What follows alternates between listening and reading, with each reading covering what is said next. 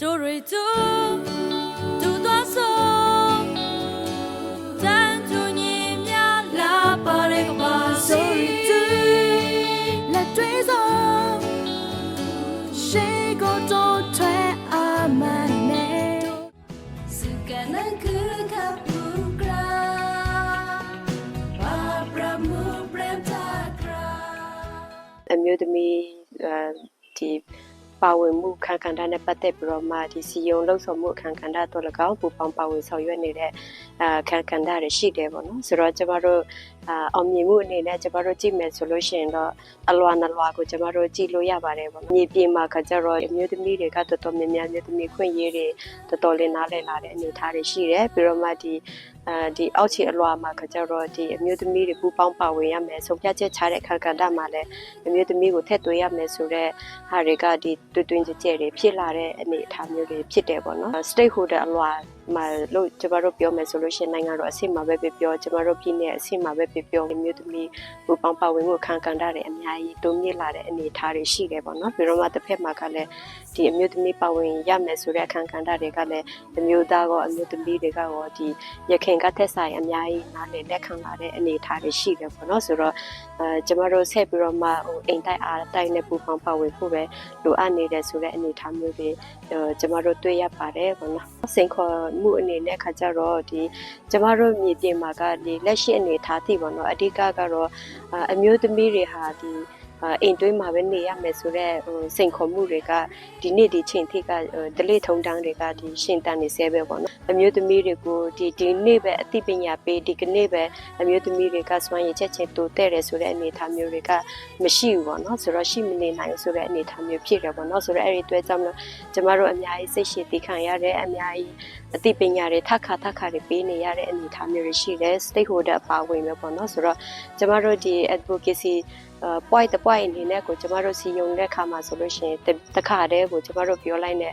မထီရောက်နိုင်တဲ့အနေအထားမျိုးဖြစ်တယ်ပေါ့နော်ဆိုတော့ကျမတို့ထခါစီယုံလို့ဆိုရတယ်ထခါတိပညာပေးရတယ်ထခါပြောဆွေးနွေးနေရတယ်ဆိုတဲ့ပုံစံလေးတွေရှိတယ်ပေါ့နော်ဆိုတော့အဓိကလည်းအဲ့ဒီအကြောင်းရင်းကလည်းဒီကျမတို့အမျိုးသမီးပေါ်မှာဖိနှိပ်နေတဲ့ခွဲခြားဆက်ဆံနေတဲ့ဒလိထုံတန်းတွေကရှင်တန်ကြီးစိုးနေလို့ပဲဖြစ်တယ်ပေါ့နော်ဆိုတော့ဒါကတော့ကျမတို့ရဲ့အဓိကစိန်ခေါ်ချက်ဖြစ်တယ်ပေါ့နော်ဒုတိယတစ်ချက်အနေနဲ့ကကျတော့အမျိုးသမီးကိုကောက်ွယ်ပေးတဲ့မြင့်တင်ပေးတဲ့ဥပဒေတွေကမရှိတဲ့ဟာကလည်းကျမတို့အတွက်စိန်ခေါ်ဖြစ်တယ်အထူးသဖြင့်ဒီလက်ရှိဒီဆေးအာဏာသိမ်းပြီးတဲ့နောက်ပိုင်းမှာကမျိုးသမီးပေါ်မှာကျူးလွန်မှုတွေခွဲခြားဆက်ဆံမှုတွေပြီးလို့ရှိရင်တော့အမျိုးသမီးပေါ်မှာဖိနှိပ်မှုတွေကလည်းပို့ပြီးတော့မှများပြားလာတဲ့အတွက်ကြောင့်မလို့ကင်တွယ်ပြင်ရှင်းနိုင်ဖို့အတွက်ကလည်းbest stakeholder မှာအဲ့ဒီဟာကိုအာရုံစိုက်ပြီးတော့မှကင်တွယ်ပြင်ရှင်းဖို့အတွက်ကရှိမနေဘူးเนาะဆိုတော့နိုင်ငံရေးအခမ်းကဏ္ဍကိုပို့ပြီးတော့မှစဉ်းစားတယ်အမျိုးသမီးရဲ့အခမ်းကဏ္ဍကိုဒုတိယတတိယဦးစားပေးတဲ့နေရာပုံစံမျိုးလေးတွေဖြစ်နေတဲ့အတွက်ကြောင့်မလို့ကျမတို့ဒီအမျိုးသမီးအခမ်းကဏ္ဍတွေလှုပ်ရှားဆောင်ရွက်တဲ့အခါမှာစိန်ခေါ်မှုတွေပို့ပြီးတော့မှဖြစ်ပွားစေတဲ့အနေအထားဖြစ်ပါတယ်ပေါ့နော်ကျမတို့ရည်ရွယ်ချက်ရည်မှန်းချက်ကကျမတို့ကရန်ဒေတာကိုအတိကဥတည်တဲ့ကရန်မျိုးသမီးစီယုံတစ်ဖွဲ့ထဲနဲ့တော့ကျမတို့ဆောင်ရွက်မယ်ဆိုရင်ကျမတို့ခီးကဒီထက်ပိုပြီးဝေးမယ်ပြီးတော့မထီအောင်မှုတအားနေမယ်ပေါ့ဆိုတော့ကျမတို့ရည်မှန်းချက်ချင်းတူတဲ့ကျမတို့မဟာမိတ်အင်အားစုတွေကျမတို့ရှာရမယ်ပေါ့နော်ရည်မှန်းချက်ချင်းတူတဲ့မဟာမိတ်အင်အားစုနဲ့တူပူပေါင်းဆောင်ရွက်မှပဲကျမတို့သွားလို့တဲ့ဒီခီးကအမြန်ရောက်နိုင်မယ်ပြီးတော့မထီအောင်အကောင်းမှုတွေဖြစ်မှာဖြစ်တယ်ပေါ့နော်အဲ့ဒါအတွက်ကြောင့်မလို့ကျမတို့ကရည်မှန်းချက်ချင်းတူတဲ့မဟာမိတ်တွေကိုကျမတို့စူးစမ်းပြီးချိတ်ဆက်ရတာပေါ့နော်ဆိုတော့အဲ့ညမှာသူတို့ပြကျမတို့ကဒီတိုင်းသားတွေအားလုံးလူလာတဲ့ဒီFederal Democracy ပြည်တော်စုတည်ဆောက်ရေးအပြင်ကျမတို့ကဒီစနစ်ကိုပြောင်းလဲမှာပေါ့အာဏာရှင်စနစ်ကနေဒီ Federal Democracy တည်ဆောက်တဲ့စနစ်ကိုတွားမှာဖြစ်တယ်ပြီးတော့မှဟိုဟာရကြီးစိုးတဲ့စနစ်ကနေပေါ့နော်ဒီပပျောက်ပြီးတော့မှဒီမျိုးသားအမျိုးသမီးတွေရဲ့ဒန်းတူရေးကိုတွားတဲ့ပြုပြင်ပြောင်းလဲမဲ့စနစ်ကိုကျမတို့ကတွားလိုတာဖြစ်တယ်အဲ့အတွက်ကြောင့်မလို့ကျမတို့ပြုပြင်ပြောင်းလဲလိုတဲ့စနစ်မှာအတူတွားနိုင်မဲ့ခီးသွားဖို့ပေါ့နော်ဒီမဟာမိတ်အားစုတွေကိုကျမတို့ချိတ်ဆက်ဆောင်ရွက်နေရမှာဒီတိုင်းရင်းသူအမျိုးသမီးတွေနဲ့စုဖွဲ့ထားတဲ့အမျိုးသမီးများဖွဲ့ချုပ်မြန်မာနိုင်ငံကိုကျမတို့တွားပြီးတော့မြင်မိလိုက်တယ်ဆိုတော့အမျိုးသမီးများဖွဲ့ချုပ်မြန်မာနိုင်ငံ WB ဟာဒီတိုင်းရင်းသူအမျိုးသမီးတွေနဲ့သူစုဖွဲ့ထားပြီးတော့မှ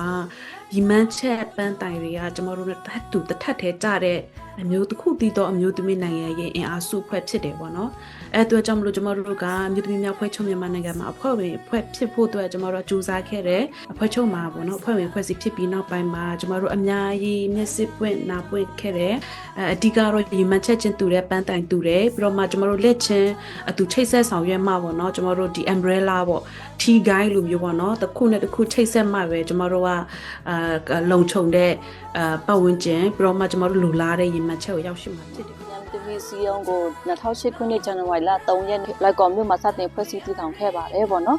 ်အဲ့လိုစတင်ဖွဲ့စည်းတည်ထောင်တဲ့အချိန်မှာဒီပြည်တွင်းမှာရှိတဲ့ပြည်တွင်းမှာလည်းနိုင်ငံရေးမတည်ငြိမ်မှုတွေကြောင့်ကျမတို့ထိုင်းနယ်ဆက်မန်းဆောင်မြို့မှာပဲပြန်ပြီးတော့အခြေစိုက်ပြီးတော့မှလှုပ်ရှားဆောင်ရွက်ခဲ့တာပေါ့လေနော်ညီလာခံကတော့3နှစ်တစ်ချိန်ပြုလုပ်တာရှိပါတယ်ပေါ့နော်လက်ရှိအချိန်မှာကျတော့ကျမတို့ဒီကရန်မြို့တမီစီယုံကတော့စတုထချိန်မြောက်ညီလာခံထိတော့တွားနေတဲ့အနေအထားဖြစ်တယ်ပေါ့နော်ဆိုတော့ဒီညီလာခံမှာကျတော့ဘာတွေလုပ်လဲဆိုရင်ကျမတို့ဒီဖွဲ့စည်းပုံအခြေခံစည်းမျဉ်းစည်းကမ်းတွေကိ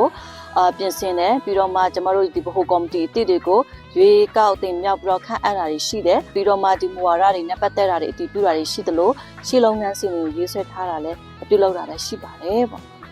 ့အဓိကကတော့ဒီကရန်နယ်လေးနယ်ဖြစ်တဲ့ဒီရှမ်းပြည်နယ်တောင်ပိုင်းဖဲခုံမြို့နယ်ပေါ့နော်ပြီးတော့မှဒီကယားပြည်နယ်ဒီမော့ဆိုနဲ့ဘက်ကော်မြို့နယ်ပေါ့နော်ပြီးတော့မှဒီကရင်ပြည်နယ်မြောက်ပိုင်းတန်တောင်ကြီးမြို့နယ်နဲ့ဒီနေပြည်တော်ကောင်စီနယ်မြေပြင်မနာမြို့နယ်ကိုအခြေပြုတော့မှကျမတို့ဒီဖွဲ့စည်းခဲ့ပါတယ်ပေါ့နော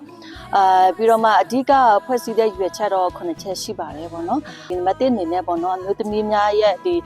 ီနိုင်ငံရေးစွမ်းရည်မြင့်မားလာစေဖို့ပေါ့နော်ဒါနံပါတ်1တစ်ချက်ပါပေါ့နော်ဒီချက်နံပါတ်2အနေနဲ့ကတော့ဒီဂျမတန်းသူရေးခွင့်ရေးတွေကိုပေါ့နော်လက်ခံကျင့်သုံးတက်လာဖို့ဆိုပြီးတော့မှရည်ရွယ်ထားပါတယ်ပေါ့နော်ရည်ရွယ်ချက်နံပါတ်3အနေနဲ့တော့ကျွန်တော်တို့ဒီရှင်တန်လွတ်မြောက်လာတဲ့အမျိုးသမီးနဲ့ကလေးသူငယ်တွေကိုပေါ့နော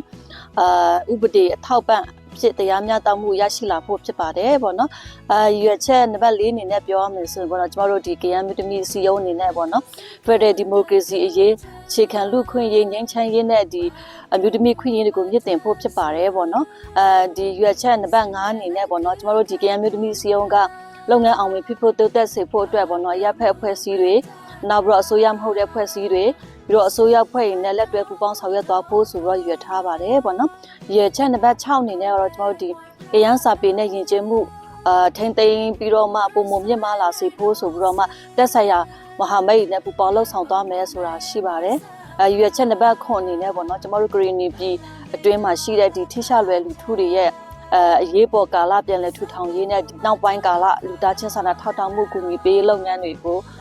တုတ်ပြန်ဆောင်ရွက်မှုတွေပေးဖို့ဆိုပြီးတော့မှကျမတို့ရွေချက်9ချက်ကိုကျမတို့ထားရှိခြင်းဖြစ်ပါတယ်ပေါ့နော်ဒီရွေချက်9ချက်ပေါ်အခြေခံပြီးတော့မှကျမတို့လုပ်ငန်းစဉ်ချမှတ်ထားတာရှိပါတယ်ပေါ့နော်အဲ့ဒါတော့ဘာလုပ်ငန်းစဉ်တွေဖြစ်လဲဆိုနံပါတ်1လုပ်ငန်းစဉ်ဖြစ်တဲ့အမျိုးသမီးနဲ့နိုင်ငံရေးစွမ်းရည်မြင့်တင်ရေးလုပ်ငန်းစဉ်ရှိပါတယ်နံပါတ်2လုပ်ငန်းစဉ်ကအမျိုးသမီးနဲ့ငြိမ်းချမ်းရေးလုပ်ငန်းစဉ်ဖြစ်တယ်နံပါတ်3လုပ်ငန်းစဉ်အနေနဲ့ကအမျိုးသမီးများပေါ်အကြမ်းဖက်မှုကာကွယ်တားဆီးရေးလုပ်ငန်းစဉ်ဖြစ်ပါတယ်ပေါ့နော်ဒီလုပ်ငန်းစဉ်နံပါတ်4အနေနဲ့ကကြတော့ဒီကရန်စာပေနေရင်ကျေးမှုထိန်းသိမ်းမြင့်တင်ရေးလုပ်ငန်းစဉ်ဖြစ်ပါတယ်ပေါ့နော်နံပါတ်5လုပ်ငန်းစဉ်ကတော့လူသားချင်းစာနာထောက်ထားမှုကူညီပေးရေးလုပ်ငန်းစဉ်ဆိုတော့ကျမတို့လုပ်ငန်းစဉ်9ရပ်ကိုကျမတို့ထားရှိထားပါတယ်ပေါ့နော်အဖွဲ့အစည်းအနေနဲ့ဒီအနာဂတ်မှာပေါ့နော်ဒီငင်းချမ်းပြီးတော့ဖွံ့ဖြိုးတိုးတက်တဲ့လူပေါင်းဒီဆောက်တဲ့နေရာမှာပဲဖြစ် Federal Democracy ကိုဒီဆောက်တဲ့နေရာမှာပဲဖြစ်လူသမီးတွေရဲ့ပါဝင်မှုကအရေးကြီးတယ်ဆိုတာကိုလက်ခံယုံကြည်ထားတယ်ဒါကြောင့်ပေါ့နော်ဒီအရေးကြီးတဲ့အခန်းကဏ္ဍတိုင်းမှာအမျိုးသမီးတွေရဲ့ပါဝင်မှုတွေဆောင်ဖြတ်ချက်ခြားတဲ့ခန်းကဏ္ဍတွေမှာအမျိုးသမီးတွေတိတိဝဝပါဝင်ဖို့ကျမတို့ဒီအနာဂတ်မှာမျှော်လင့်တယ်အဖွဲ့တွင်းမှာကတော့ဒီ Federal Democracy စနစ်ပုံစံမျိုးနဲ့ဘယ်လိုမျိုးကျင့်သုံးထားလဲလို့ပြောရင်တော့ဘယ်လူမျိုးကိုတတ်မှတ်ထားတဲ့ကန့်သတ်ထားတဲ့ဟာမျိုးတွေမရှိဘူးပေါ့နော်လူမျိုးဆိုကျမတို့ခေါ်တယ်လက်ခံထားတယ်ပြီးတော့ဒီဘာသာရေးခွဲခြားထားတာလည်းမရှိဘူးအဲ့လိုလေးနဲ့ကျမတို့ဒီ Federal စနစ်ပုံစံမျိုးကိုကျမတို့ကျင့်သုံးတယ်ပြီးတော့တခြားအမျိုးသမီး super တွေနဲ့လည်းကျမတို့ပူးပေါင်းလုပ်ဆောင်တယ်တခြားစီCSO တွေနဲ့လည်းကျမတို့လုပ်ငန်းတွေကိုတူတူလုပ်ဆောင်တာရှိတယ်။ယာယီတဲရဆောက်ဖို့တက်ဆိုတော့အမှုအကားရဲ့အထတာတွေလည်းလာပေးသွားတယ်ပေါ့နော်။အဲ့ဒါလည်းကျမတို့တက်ဆိုအခုချိန်ထိကျမတို့အသုံးပြုတယ်။ကျမတို့တက်လည်းဟိုလို့ဆိုအလုံးအသုံးဝင်ပါတယ်ပေါ့နော်။တချို့အရာတီတွေဆိုကျမတို့ဆိုငွေထမ်းမှာပဲနေရတဲ့အချိန်တွေရှိခဲ့ရပေါ့နော်။အဲ့ဒါကိုဒီ KYW ကလာပြီးတော့မှ အခုညီပန်းပေးပြီးတော့ကျမတို့လည်းအလွန်ဝမ်းသာတယ်ကျမတို့တက်လည်းအလွန်ကိုဒီအကျိုးရှိရပေါ့နော် Say that to you, let me go.